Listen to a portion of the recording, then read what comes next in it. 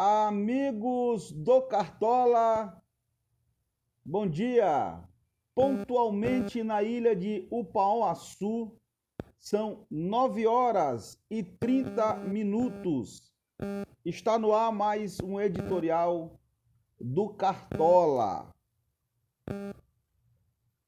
trazendo para vocês o que de mais importante rola, se comenta no mundo do futebol, em especial o futebol brasileiro. Que me parece, com toda a franqueza, está sendo corroído, lamentavelmente, por questões outras que não seja a bola rolando, as análises futebolísticas, as discussões calorosas dos torcedores, as movimentações dos bastidores do mercado envolvendo as janelas de transferência. Não se fala aqui de qual será o técnico da seleção brasileira. Simplesmente o nosso mundo futebolístico está deixando se contaminar pela horrorosa, repugnante imprensa da lacração, do ódio, a imprensa oportunista e uma imprensa canalha que, para buscar holofotes e penetração de acesso, devido à incompetência de alguns jornalistas, porque não consegue, pela sua incapacidade intelectual, avançar como grandes jornalistas, utilizam de meios inescrupulosos, de fatos ocorridos, e geram toda uma confusão para prejudicar um ser humano. Eu queria estar falando aqui só de futebol, mas eu não me permito ainda falar dos grandes... dos dois jogos que consideramos mais importantes na segunda rodada, que foi Vasco e Palmeiras e Flamengo Internacional, porque eu quero deixar aqui o meu repúdio ao que fizeram com o treinador Cuca. E aqui eu deixo bem claro a todos vocês que eu não estou de maneira alguma entrando no mérito do seu erro ou do não erro. Porque simplesmente em 1987, meus amigos,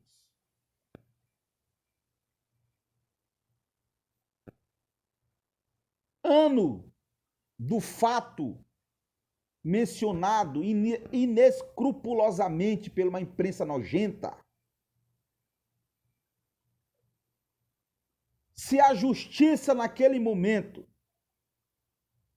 resolveu ou não resolveu, e pasmem vocês, ao longo de 30 anos praticamente, este mesmo senhor Cuca foi abraçado, ovacionado, tido como a pessoa mais ilibata da humanidade por essa gente que hoje está o jogando na fogueira. E pasmem vocês, com a estapafúrdia justificativa de que o mundo está evoluindo. Então que o mundo está evoluindo, tem que matar todo mundo? Então você que está condenando, seja o primeiro a se jogar na fogueira. Porque esta imprensa que condena um ser humano, que não se mantém nas suas convicções, é a primeira a defender pessoas que, de uma certa forma, têm aí uma participação no mundo do tráfico. E se o seu Cuca cometeu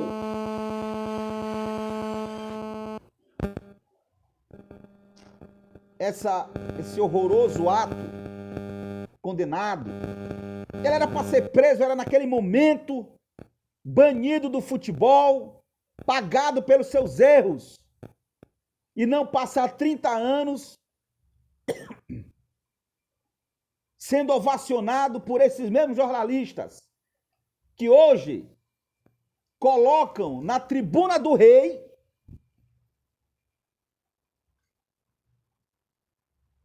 outros profissionais do meio envolvidos com coisas piores. E eu deixo aqui uma reflexão para vocês. Para você também, senhor Juca Kfouri, que perdeu completamente meu respeito. Eu já não me achava também um grande jornalista, porque você sempre leva informação com cunho politicaia. Pouco me importa o que você vai pensar de mim. Para você,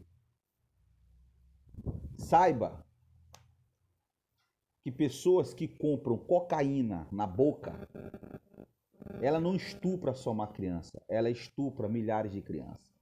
Saiba, seu Juca Kfouri, que pessoas que compram cocaína na boca, elas também não matam idoso, ela mata milhões de idosos. Saiba, seu Juca Kfouri, que quem compra cocaína na boca não mata só um pai de família, mata famílias inteiras nesse país. E parte da imprensa bate palma para alguns. A carapuça cai. Você sabe para quem que eu estou me referindo e a carapuça está caindo.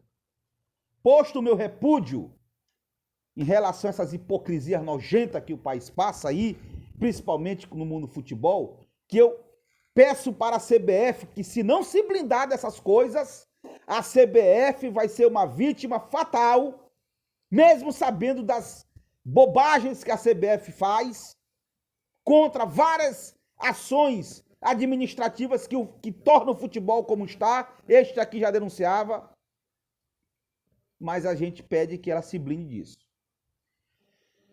Mas vamos falar de coisa boa, né, pessoal? Vamos falar de coisa de futebol. Vamos falar de futebol. Meus amigos, a polêmica tá grande e os anti-SAFs estão preocupados. Muita gente está apreensiva. O que é SAF? Vai dar certo? Não vai dar certo? Cuidado, estão muito empolgados. Vamos aguardar 5 anos. O certo, amigos do Cartola, é que o modelo é atual, está aí, é um caminho sem volta, e quem não se preparar para ele ficará de fora do mercado e o descenso vai ser grande. Tivemos o retorno recentemente de alguns clubes, e aqui eu falo do Vasco da Gama, que nesse momento ocupa a 7ª colocação com 4 pontos, invicto no campeonato, e que vem demonstrando uma postura tática de jogo muito consciente, respeitando a ideia de jogo do treinador e que pratica uma gestão administrativa otimizada, bastante séria e que já está dando os frutos. Vasco e Palmeiras fizeram um espetáculo de grandes clubes e nós percebemos que o time do Vasco da Gama, que faltava esse teste com o melhor time da América do Sul, um time bem treinado, um time posicionado, um time que sabe o que quer, que é o Palmeiras. O Vasco demonstrou personalidade, demonstrou respeito tático e fez um grande jogo. Eu anotei alguns números aqui do Vasco que justifica o que eu estou dizendo. O Vasco está sendo um time cirúrgico. E é essa ideia de cirurgia que o Vasco está tendo, que possibilitará, caso ele mantenha, uma constante no Brasileiro, podendo garimpar aí uma vaga em competições importantes. Cartola, tu está dizendo que o Vasco vai ser campeão? Não. Não tem ainda o preparo. Mas eu estou dizendo que tomem cuidado. Porque o Guarani de Campinas, em 78, ninguém dava nada, ninguém nem imaginava que ia ser campeão brasileiro. E o Guarani foi campeão brasileiro. Então, muito cuidado, porque nós estamos diante de um torneio difícil, que no mínimo aparece aí no início das 15 rodadas, 10 clubes com potencial de ser campeão. Nenhum torneio do mundo faz isso, só o brasileiro. Então, não subestime o Cruzeiro, que voltou recentemente, e o Vasco da Gama. Não subestime. São camisas pesadas. Estão mostrando jus, fazendo jus às suas camisas. Foi um jogo, o Vasco começou mordendo o Palmeiras, foi cirúrgico, aproveitando aqueles primeiros 20 minutos, né, de acomodação tática que geralmente acontece nos jogos, e o Vasco tratou de mandar 2 gols, e o ataque do Vasco tá indo muito bem, obrigado, com essa evolução de Gabriel Peck. Gabriel Peck está jogando uma bola fina. Me parece que ele ali no 4-3-3, que é o que as peças de Barbieri permite, e está dando certo, com Alex Teixeira de ponta, ele também de ponta, mas ele ali também possibilitando uma aproximação com Pedro Raul, que ainda não tornou leve a camisa do Vasco. Está pesando Pedro Raul. Vamos aguardar. Fez um gol, serve para autoestima, mas a camisa está pesando Pedro Raul. Sabemos que ele tem bom posicionamento tático, serve como pivô, mas queremos mais, né? O clube quer mais. Mas foi diante do Palmeiras. Uma equipe que sempre entra ali com um esquema tático 4-2-3-1, fazendo 2 linhas muito bem posicionadas. Aquelas 2 linhas onde eu tenho 2 volantes atrás, tá? Aí eu tenho 2 pontas, um meia de ligação para o Navarro lá na frente, que foi que fez o gol. O Palmeiras joga mais ou menos desse jeito e ele consegue fazer as movimentações necessárias e que todo clube que pretende entrar contra o Palmeiras recuado fatalmente levará gol. E aí entra a minha crítica ao Vasco da Gama, que mesmo respeitando o esquema tático de Barbieri, o Vasco ainda peca nessa lógica de entregar a bola para o adversário, por isso que o Palmeiras está com 65% de posse de bola nesse jogo, contra 35% do Vasco, porque o Vasco aposta justamente nessa cirurgia que ele tem, tá? Mas é preciso ter mais repertório, Barbieri, porque nem sempre você pegará times fracos. Você pegou o Palmeiras, legal, foi cirúrgico, fez 2 gols. A zaga do Vasco está jogando bem posicionada? Está, mas ninguém aguenta a pressão. O sufoco, ele promove falha. E o Vasco pegou 2 gols novamente, porque cometeu a ideia errada, equivocada de recuar o time, confiando ali o que ele fez contra o Atlético Mineiro. Não vai dar certo isso. Ou o Vasco se convence que ele tem que ser cirúrgico e manter um padrão de marcar em linha alta o tempo todinho ali, evitando que essa bola chegue na zaga, ou você, contra times como Flamengo, Palmeiras, Atlético Mineiro, Internacional, o Vasco vai pegar gol. Então, fica essa ideia, mas o jogo do Vasco foi bom, o Vasco está demonstrando personalidade e é um time que, sim, pode brigar em cima da tabela. Encerrando nosso editorial, a gente traz o segundo jogo, tão importante quanto, porque envolveu aí a saída de um treinador e a entrada de outro, que é o Flamengo. O Flamengo vive, meus amigos, numa espécie de ilha da fantasia futebolística. Muitos treinadores, inclusive capitaneado por torcedores como o senhor Marcelo Guaianazes, lá do Clube do MDF. Alguns torcedores parece que acham que a resposta para melhoria é mudança de treinador e pasmem vocês, treinador estrangeiro.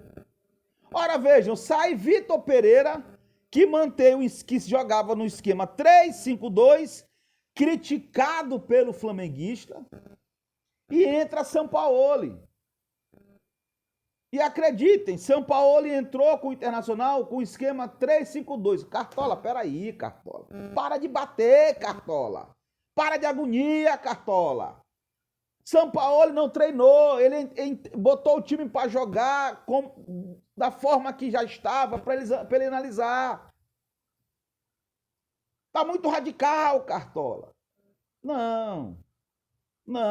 O treinador que é bom, ele diz assim, não, hoje vamos entrar com esse esquema aqui, porque eu já observei os jogadores, porque Sampaoli já vinha, estudando o Flamengo. Mas não se trata disso. Se trata que o Flamengo é um time hoje pesado. É um time sem comando de vestiário.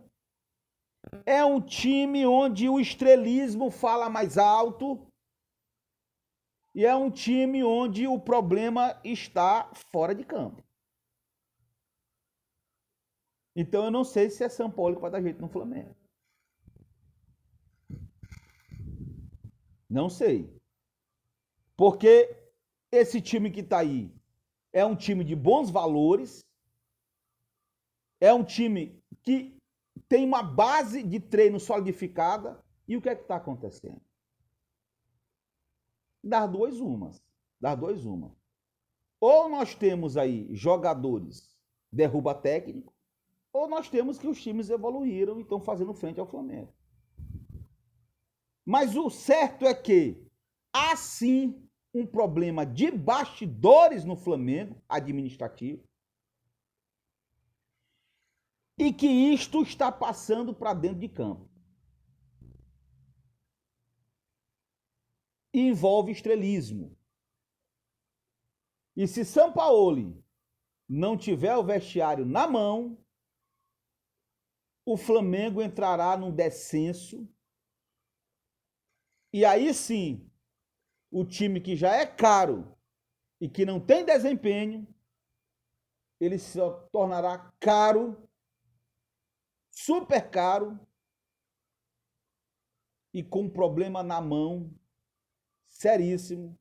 E aí o caminho para o que Landim quer fazer estará mais solidificado, que é transformar o Flamengo na SAF. E aí eu vou ter que concordar com o Robson realmente. O Flamengo, devido a esses problemas internos, está com baixo desempenho. E não foi Dorival, seu Robson Moreno. O problema não está em Dorival Júnior. Teremos aí a terceira rodada. Teremos clássico, Botafogo e Flamengo. Vasco e Bahia, Palmeiras e Corinthians são jogos a observar. E o próximo editorial traremos aqui uma reportagem completa. Na verdade, um editorial completo apenas sobre o Fluminense. Que a imprensa está assustada, não está divulgando nada.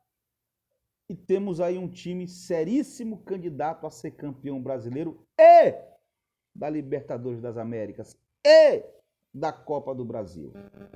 Me cobrem. Esse foi o nosso editorial. Um beijo, um abraço, bom campeonato brasileiro. Tenham todos um bom final de semana. Tchau.